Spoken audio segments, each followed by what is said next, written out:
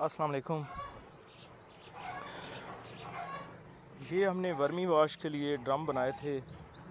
Drum बनाने का तरीका आपको बताया था कि किस तरह इसमें पत्थर डाले जाते हैं और ऊपर गोबर डाला जाता है, और आगे ये वर्मी वाश इस तरह निकलता है। ऊपर ये ड्रिप लगाई हुई है, बोतलें लगाई हुई है और उसके साथ ड्रिप का ये लगाया हुआ है।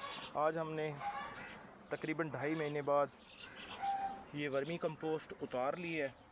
तो ये तकरीबन 10 दिनों में सारी कंपोस्ट बन चुकी है। ये उतार लेंगे आहिस्ता आहिस्ता।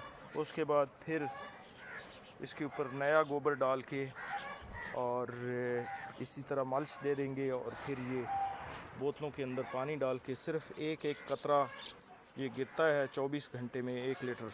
तो इसी तरह ये फिर वर्मी वाश निकल आता है। वर्मी वाश के फ़वाइद हमने बताए थे और इस ड्रम को तैयार करने का तरीका भी बताया था। आज सिर्फ कंपोस्ट दिखाई गई है कि ये कंपोस्ट उतरी है।